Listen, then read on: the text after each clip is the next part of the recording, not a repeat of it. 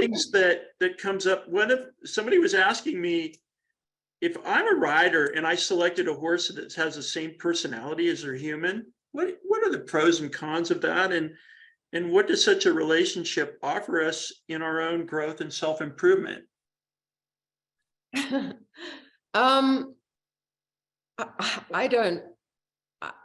Well, okay, how do I make this simple? I think whatever horse you get, whether it's like you or your opposite, you're going to learn something. And who you're going to come up against is yourself. Because if you don't know how to connect, you're going to run into resistance from your horse. Your horse is going to think other things are more important than being with you. And they'll tolerate you and they'll love you when you feed them and treat them and do all of that when you don't really ask anything.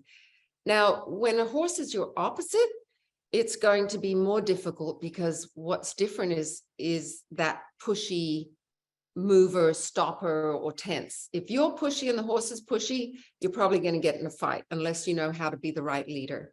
And if a horse is a mover and you try to stop it, you're going to get in a fight.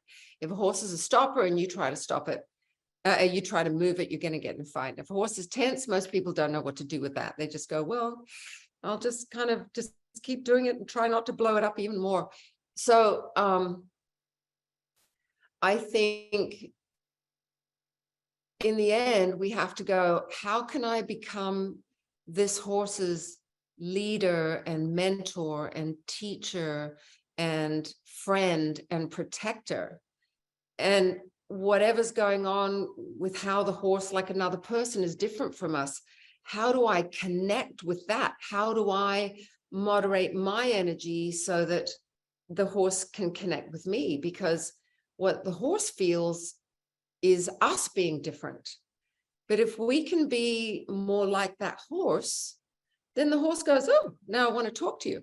It's kind of like, if an extroverted person walks into a room full of introverts, you feel really challenged, and vice versa. An introvert walks into a room of extroverts, like, I got to get out of here. Right. And so if an introvert can act more like an extrovert, then there'll be a place where they'll come together. Now you can communicate and you can moderate it from there.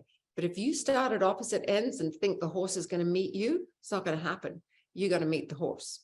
And that's where I talked about it earlier, of how to read that horse's energy and know who that horse is and how to connect with them is the art. And that's what I'm teaching. Well, yeah, no, and I love it, because I just realized you came back down to the framework that we've been talking through the evening.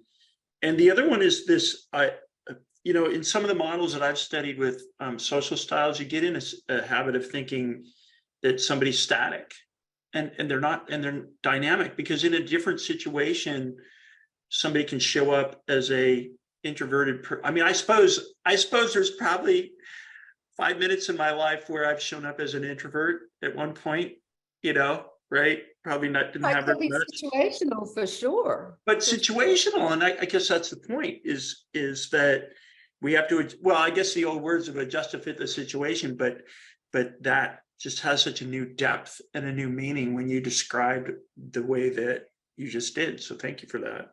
Yeah, a lot of people want to connect with their horse and they want the horse to connect with them, but they really don't know how. And that's what I finally figured out, that I have to learn how to teach that, And some people go, I want the horse to connect with me, but they don't connect with the horse. So it's a two-way street, and we have to connect first in order to get the horse to connect. And how do you, like, if I asked you, don't answer this, but anybody that's watching, how do you connect with a horse? How do you connect with this horse? How do you connect with that horse?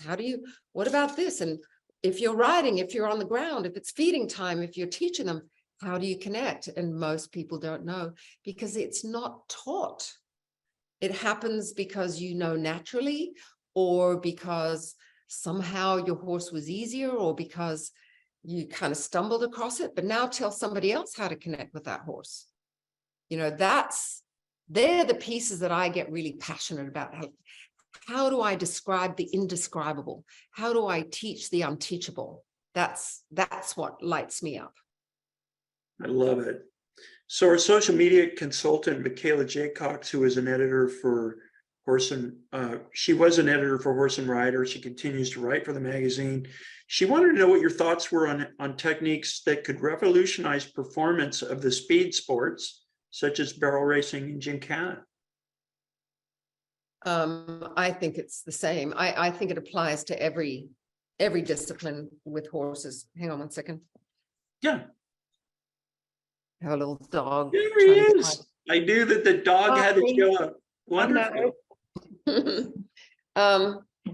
I think it doesn't matter what the purpose is that you are pursuing with your horse. What does the horse want? And it's not safety, comfort and play. That's really a broad thing.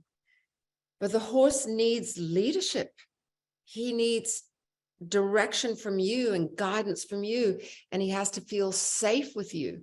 And when you start going into sports that demand a high level of physical activity or high level of precision, that's very scary for a horse. It's a lot of pressure. So who do you have to become in order to teach the horse that they can take that pressure and enjoy it and not be destroyed by it? Because many horses are.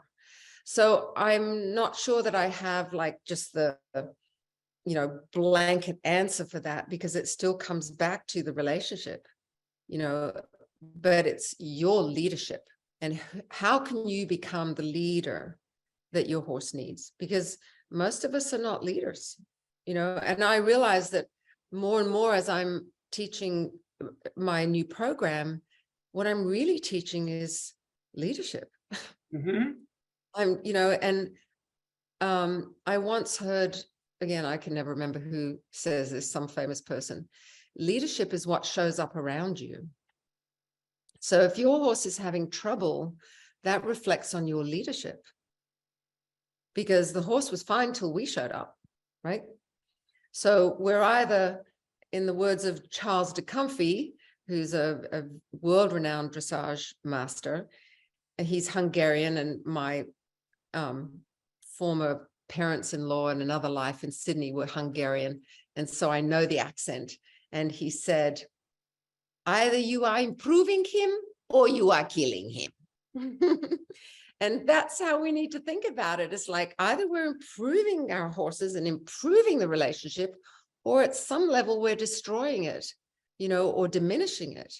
And so in the end, it would be way easier to use a stronger bit and draw reins and all kinds of devices, or try different kinds of techniques. But in the end, what's missing is the ability to connect with that horse.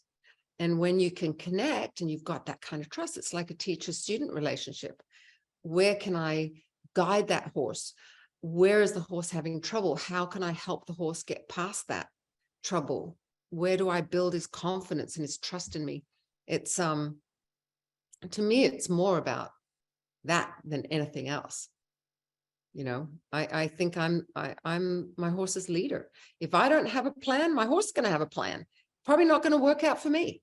Mm-hmm. And then if the horse has a plan, I'm going to argue with the plan. And then the horse is going to argue with me and go, my plan's stronger than your plan. And it often is.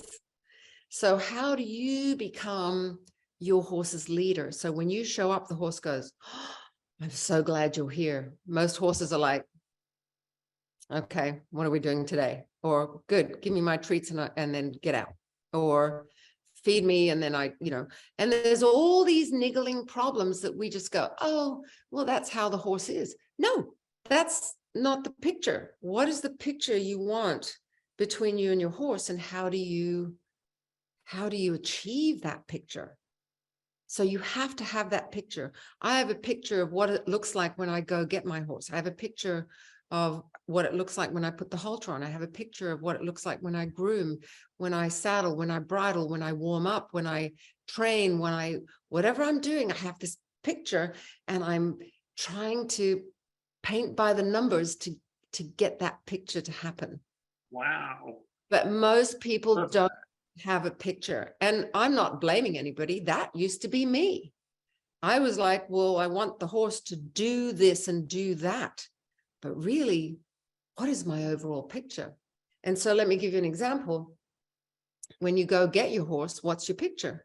I want the horse to see me, leave the other horses if he's in a herd, and come to me like, oh boy, it's you, and put his head in the halter or walk with me at liberty to the barn or wherever I'm going to, you know, prepare him to saddle or ride or whatever. And most people don't have that picture. They just go, oh, my horse is hard to catch, or yeah, he comes to me or whatever. But if you have a picture, you can go, it's not quite my picture. And now you will improve it because this little piece is missing, instead of going, oh, it's good enough.